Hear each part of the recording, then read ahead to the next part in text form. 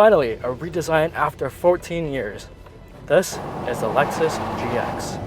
The last gen GX was a little bit confused with its blobby look, and it didn't know what it wanted to be in relation with the LX and the RX. But now the Lexus SUV lineup is very defined. The LX and the TX are very similarly sized, more on-road focused luxury unibody cars.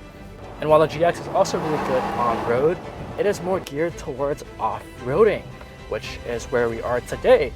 It's for those who want some luxury and some real rugged capabilities. And it's not just some off-road looks and some cool off-road wheels that they threw on. The GX is exactly what it says it is on the box and does exactly what it says it does on the box. In fact, I think it is the box.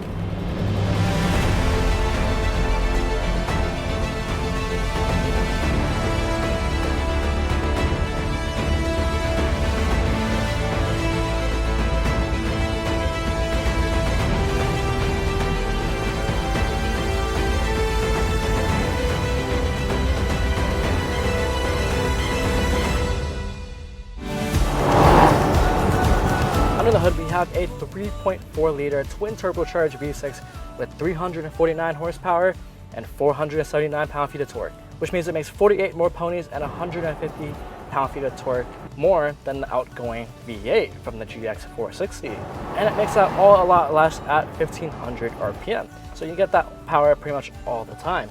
It's all paired with the 10-speed automatic transmission, which works pretty well. It's a lot smoother than the previous 6-speed that they had before. It is a great transmission on and off-road. The GX sits between the LX and the TX. It is again more off-road orientated and it is very similarly sized, but as you can see, it is a lot bolder looking. It looks way more rugged and off-road capable, and it's not just for looks because it is really good on the trails. The Overtrail and the Overtrail Plus is decked out with some cool off-road tech like we have today and a lot of off-road features. We do get 18-inch wheels with 33-inch all-terrain tires.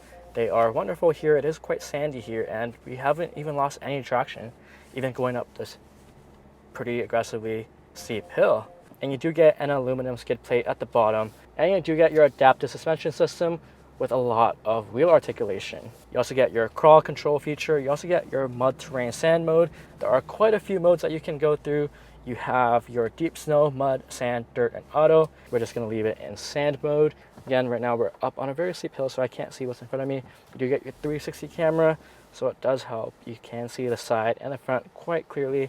You also have an off-road page here, and it is pretty cool to look at. But the camera doesn't stay on if you're driving, I think, over like 15 kilometers an hour. So that does get a little bit annoying, but that's fine. This does not have any crazy off-road sand dune jumping shocks like a Bronco, but unlike a Bronco, this is actually much comfier and a lot more refined. It does basically what every off-roader does, but in typical Lexus fashion, way smoother, way comfier, and way quieter. The GX also gets a torsion center differential as standard on all the GX. The Overtrail, however, does get an electronic rear locking differential, and the transfer case allows the driver to select the low range gear set without locking the center differential, which means you have a better turning radius.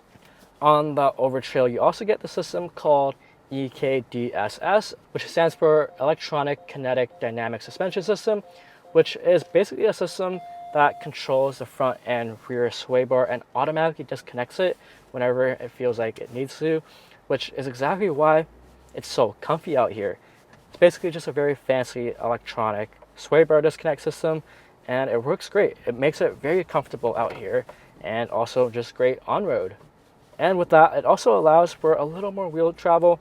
You get about 24 inches of total wheel travel, 2 inches more than the non-Overtrail version, which when you're on the trail, it is a lot. And the Overtrail is about 1 inch wider than the non-Overtrail version because you do get these really cool fender fairs that pop out, and it keeps that gorgeous paint and clean. You also have 8.86 inches of ground clearance.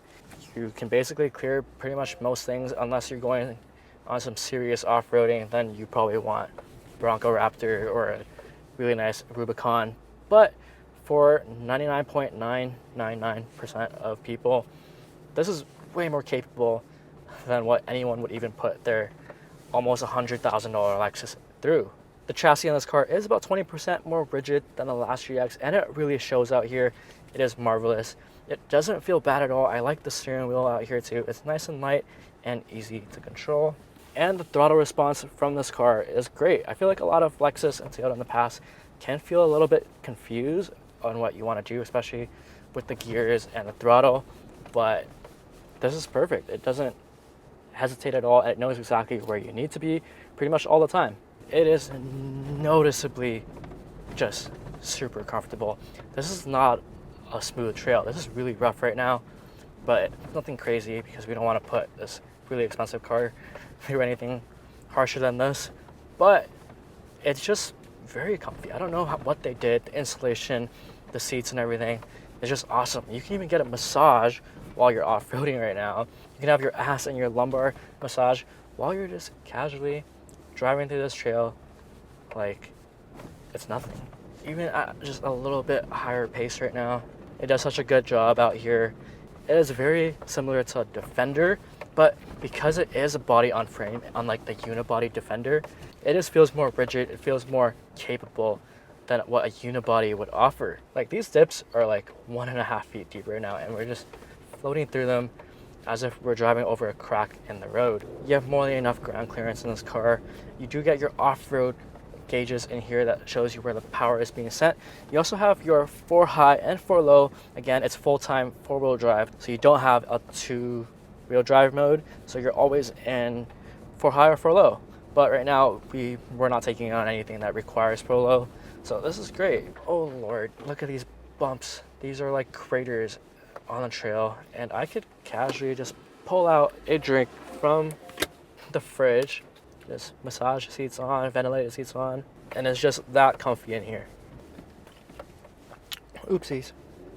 All right, the road is smoothing out right now, but unlike the Bronco or the Jeep that just always wants to be off-road, the GX is just as good on-road as it is off the tarmac. You get great control of the vehicle, you have great steering response, it's very nicely weighted, and it adds to the weight as you turn a little bit more. It's perfect actually, which couldn't be said about Lexus in the past. I feel like German cars were always ahead, and I still feel like they are a little bit if you compare it with like a BMW X5, but this is still great. It is super comfortable out here. You can just drive this comfortably across the country, and I'd have no problem with it. And one of the reasons why you choose a GX over a TX or a Land Cruiser is because of that 3.4 twin-turbocharged engine, which we can do a quick launch right now. And Sport Plus mode, we have a bunch of on-road driving modes: Sport Plus, Sport, Normal, Comfort, and Eco. Let's just brake boost it a little bit. Oh, okay. This actually puts you in your seat. You get from 0 to 60 miles per hour in 60 seconds. That weighs 5,700 pounds. It's actually quite impressive, and this 10-speed works perfectly. I like the pumped-in audio when you're in sport mode. I like how it's only in sport mode, and it sounds pretty good. It sounds like a V8. I don't have any problem with the artificial noise as long as it's not too intrusive. And I also think that 349 horsepower is very conservative for a V6 with 2 turbos in it. I feel like many other cars would push a lot more power with the engine size, but I think it just comes down to Lexus and Toyota just wanting the vehicle to be more dependable long term and make a little less power than it should. But it's still more than enough power, just sending it through the corner. Perfectly fine. I have no problem with this on-road or off-road. On a lot of vehicles, it's really hard to make a body-on-frame vehicle feel like a unibody, especially when it comes to smaller bumps and stuff, because it feels like a truck, right? But Lexus did a great job of making this still just as comfortable over the small bumps. And you still, from time to time, feel the little cracks in the road more than you would in like the TX. But over anything big, like a speed bump, you don't even have to slow down for it. Like, you can drive over a bump in this car, and it feels like nothing. And one of the benefits of a body-on-frame vehicle is the fact that it can tow a lot, and you have a lot of load capacity. You have about 1,200 pounds, I believe, of load capacity, and you can tow over 9,000 pounds on this GX, which is awesome. You also have your integrated trailer brake control here, which is great. It tows a lot more than something like the Land Cruiser, and it doesn't cost that much more. For the first time though, Lexus no longer has the air suspension system for the GX. And when asking the Lexus engineers why, it's because they want it to be easier for people to change out and modify their suspension system, which is fair. It makes it a lot easier, and I don't really miss it at all. I think this is still perfectly fine the way it is, and just a simpler system. And even though we lost our good old V8, the fuel economy has gone down just a little bit, not dramatically as I'd hope. It does 15 miles per gallon in the city, 21 miles per gallon on the highway, and a 17 mile per gallon combined fuel economy, which is all right. It is a big body on frame, boxy looking car, full-time all-wheel drive, so that's expected. So it does better mileage than a lot of other off-road vehicles, and you do have those tires again with a lot of rolling resistance, but that's why you get good traction off the tarmac, and I'm okay with that. You win some and you lose some. Like you'd expect from a Lexus, the fit and finishes in here are quite nice. There isn't a lot of hard plastic, especially where you touch.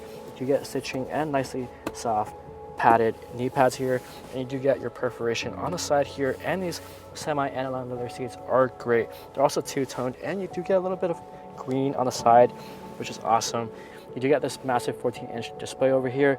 It is great and easy to use. It runs on the Toyota UI, which I have no problems with. You do get your wireless Apple CarPlay and Android Auto. And if you notice, this entire dashboard is flat. It's for when you're off-roading. It works as a horizon line. So unlike curved dashboards, it will kind of throw you off. This is there to just use as a gauge point. You do get this really nice digital dashboard. You do have a lot of different gauges that you can go through, and the animations for all the drive modes look awesome, especially the off-road modes here. And if you're in the passenger seat, you won't be able to see it for some reason. I'm not sure why they did that, but it's the same thing in the Land Cruiser. You also do get your heads-up display, which is nice and easy to read. And I almost forgot to mention that this is the first ever Lexus with massage seats in the front. They are actually really good. Most car massage seats aren't that great, but you do get your centripetal, your centrifugal, your upper body, lower body, lumbar, and you can adjust the intensity, which is really cool, and it works great. Let's just leave that on for now. These seats are also heated and ventilated. I like how the climate control is fixed here, so you don't have to dig through menus to just do basic things like turn on your heated steering wheel, and you get your actual climate knobs here. You do also get your wireless charging here, your two cup holders here. You get your two USB-C ports back here, your drive mode selector. I like the traditional shifter you have going on. Your 4 high and 4 low selector is here, and your diff lock and center lock is here. And you do have this optional cool box here. It's actually quite cold, and you can fit 4 water bottles in there quite easily. You also get your Mark & Levinson surround sound speaker system. They also sound really good, very bassy, especially like hip-hop music. It works well. The steering wheel is quite minimal. I like how they don't have any haptic buttons, and they actually have good solid buttons and physical buttons here, so that's a nice touch. These seats are also very well bolstered. The padding on the seat is quite soft, and you do get a lot of bolstering on the side, so when you are going off-roading, it holds you in place really nicely. The visibility is not too bad either. Because the vehicle is very boxy and you do get this very vertical windshield, it's really easy to tell where the corners of the vehicle is, so visibility is great in here. The mirrors, however, are really good looking, but you don't see out to the second lane very well, but again, they do look great. They look like the FJ Cruiser mirrors. So your key fob for the Lexus GX, it's basically the typical Lexus key fob. You also do get your assisted driving in the Lexus. It's a great system. You do have really good lane keep assist, and the adaptive cruise control works great. You do get your traffic jam assist. There is a camera that watches you though, so when you do take your eyes off the road for just a couple seconds, it will yell at you. I think it is a little bit intrusive. It works great. You also have this proactive driving assist, which will slow down the vehicle automatically when it detects a car, bike, or person in front of you. But other than that, the interior is great, and the tech in here is awesome. Hopping into the back of this GX, because this is the Overtrail version, you cannot get the captain seats in here, so you do get this 3 bench seat, and you can also fold these seats down and move them forward, so that's quite nice. You can fit quite a bit of things back there. And just hopping on in to the GX, these seats also recline quite a bit actually, so you would be pretty comfy back here on a long road trip.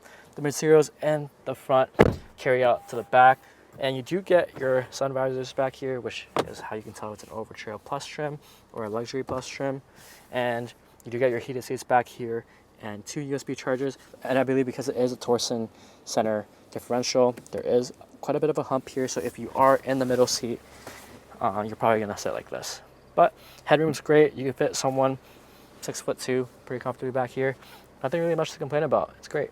Coming to the back of the GX, you do get quite a big trunk. You get 45.6 cubic feet of space, and when you fold the second row down, you get about 90 cubic feet of space. And you also have an opening glass up here, so you can have things stick out through the back. So that's great.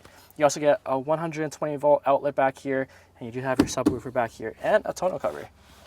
There's also a spare tire underneath the GX. It is an all-terrain tire, and you do have a hitch receiver, and I think this bump looks not that great. I don't know, it looks out of place to me. Besides the painful yet competitive price tag, the mediocre fuel economy, and the weird looking tow hitch cover, there's not really much to gripe about when it comes to the GX. It's really hard to find any more complaints about it. It is a massive improvement over the last very outdated GX. It does off-roading really well. It has all the tech, bells and whistles, without sacrificing any of the on-road driving experience. It makes this thing a great car, and it better be a great car because we're probably not going to see another one for maybe another 15 years. And while the Land Rover might be the closest direct competitor to the GX, it's probably out there experiencing an electrical problem anyways. Bronco Raptor does off-roading great, but it doesn't really do well on-road. And the BMW X5 or X7 is great on-road, but not really good off-road. So there's this. However, even with all that out the question, if I were to own any of these vehicles outside of warranty, well, I think the brand speaks for itself. That's all, guys. Thanks for watching.